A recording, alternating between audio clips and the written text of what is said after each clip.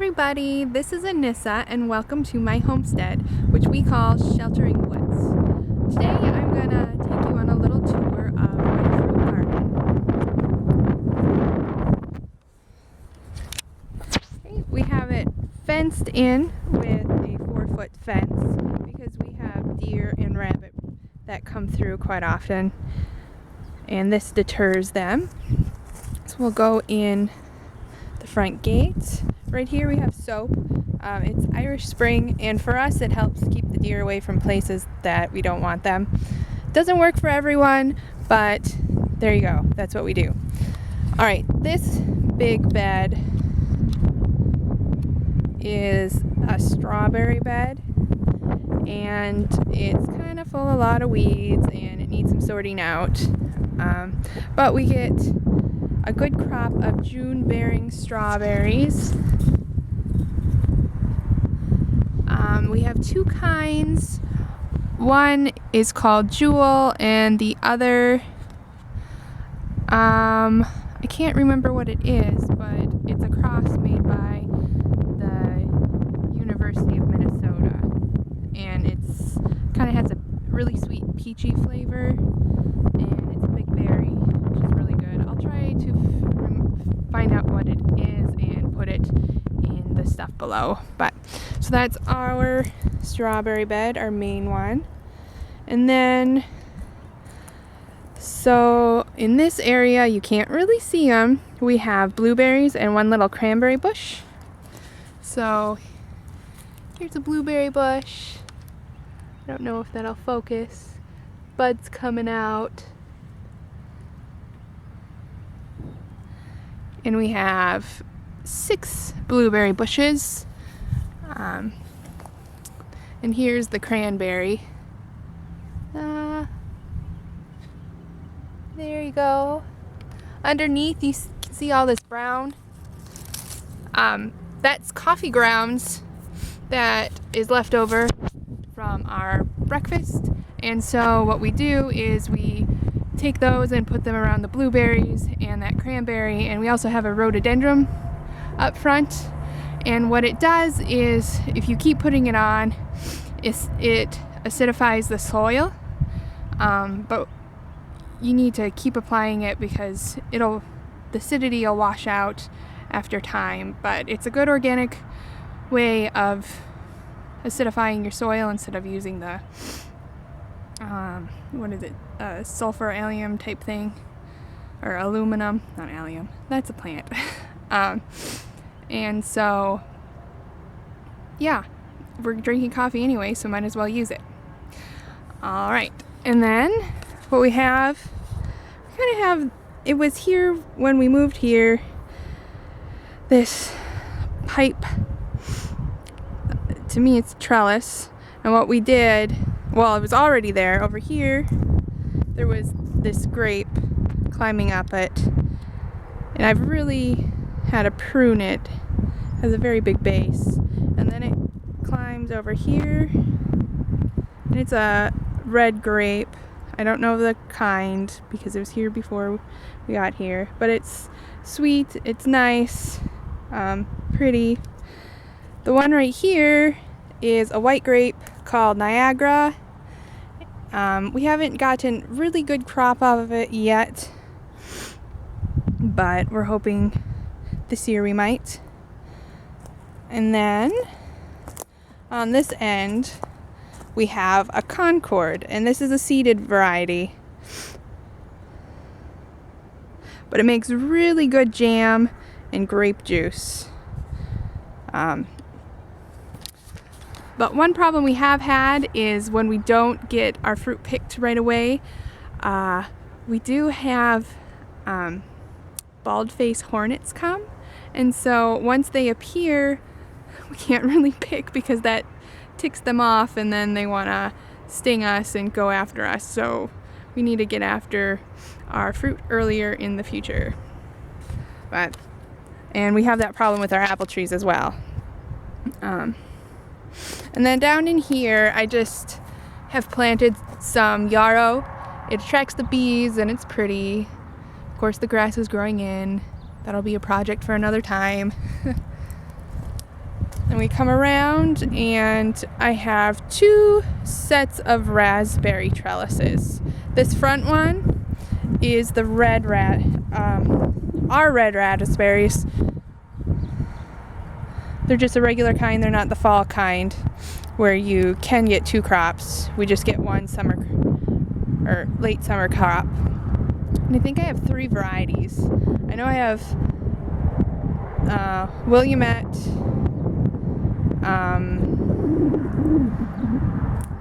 and I don't remember the rest. But you can see that, so over here, that's where the crowns are, and they've run, and we have new plants popping up all over. So what I end up doing is when they get big enough, I'll dig them up and stick them with the rest.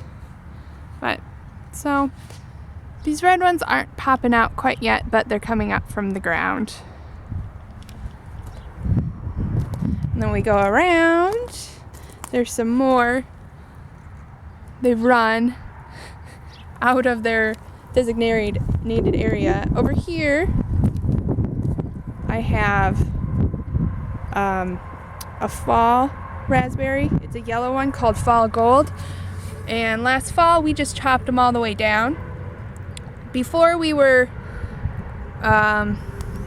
just leaving the canes from this year, and we would get 2 crops, one in the summer and one in fall. But that was a lot of yellow raspberries for us, so we just chopped them down, and we'll get a fall crop, and they're coming up quite nicely. All right. And in here, it's dormant right now, but that is a buddleia, or a butterfly bush. This one is a bicolor, so the pods, the blooms before they open, they're kind of purpley, and then when they open, they're really pretty pale yellow, and the insects really like it, and it attracts them to our orchard to pollinate in the summer. So here,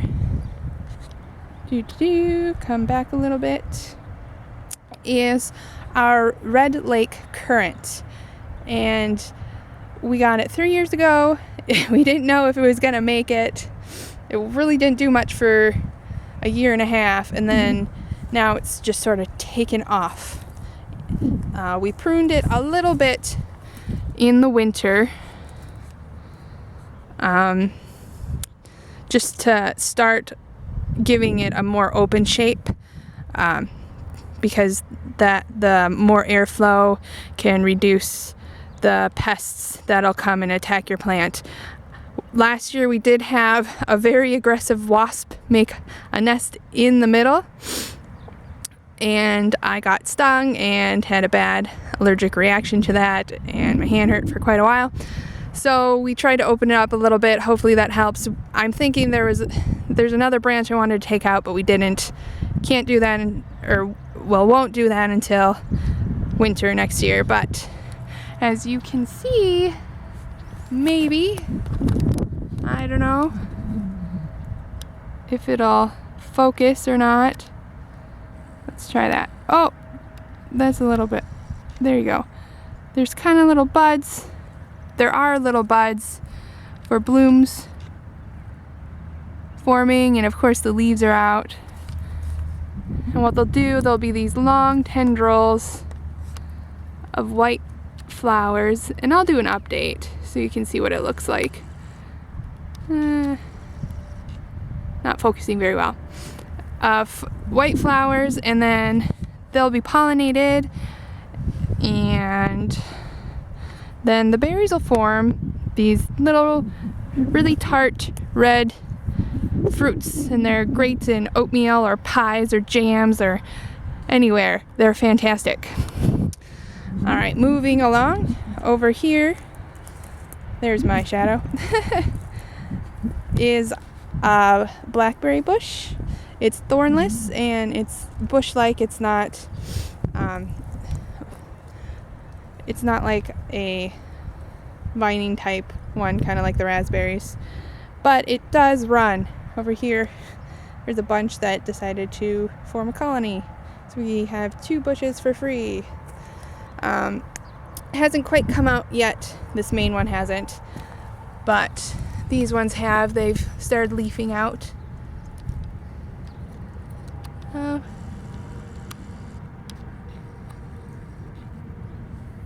Yeah. So, and they form about, it's like a 2 to 3 inch, really thick, juicy, sweet berry. And we really like them, but we haven't gotten a huge crop yet. Hopefully in the future we will. And then finally in this fruit garden we have our rhubarb.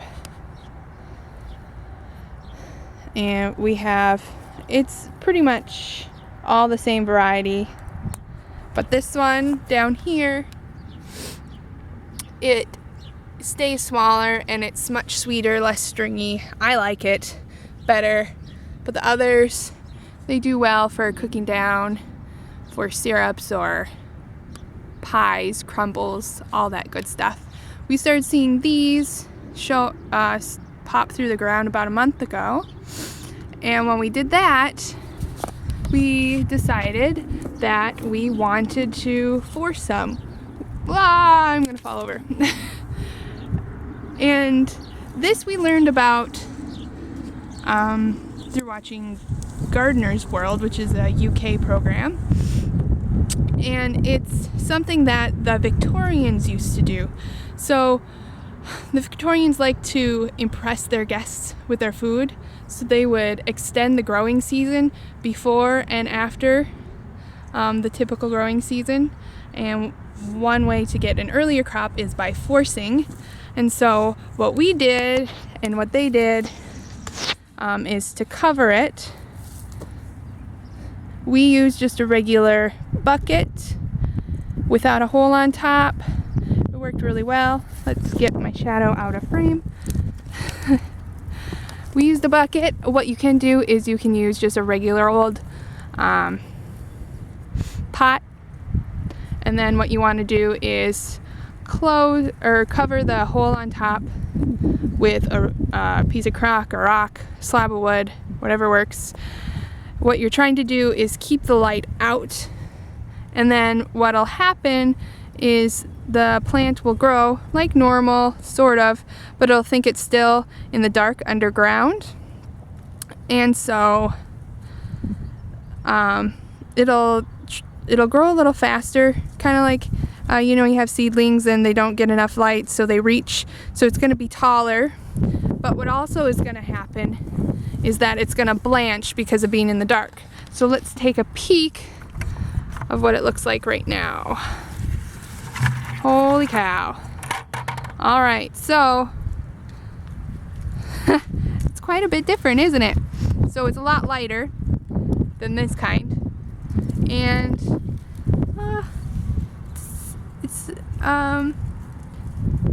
in most cases it's several inches taller than the other. It's a really pretty rosy pink with white. There's an insect. Oops.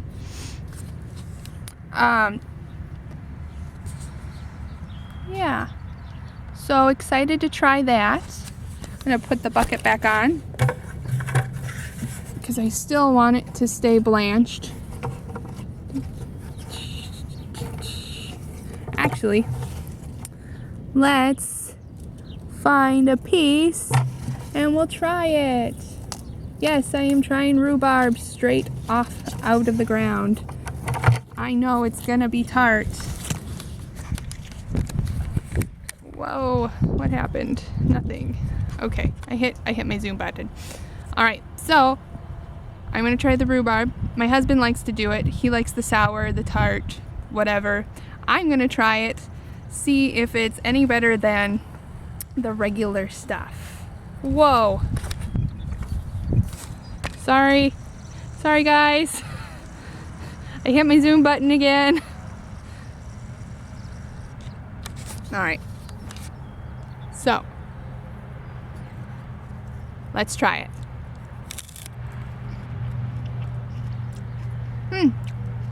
It's a little tart, but it's very, very tender. Not stringy at all. Nice rhubarb flavor. Yeah, it's really good. So I challenge you guys in the future. Hang on.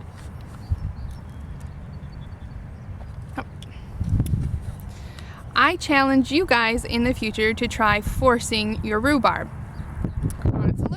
It might be too late for you right now. If you're in the north, we're in zone 5.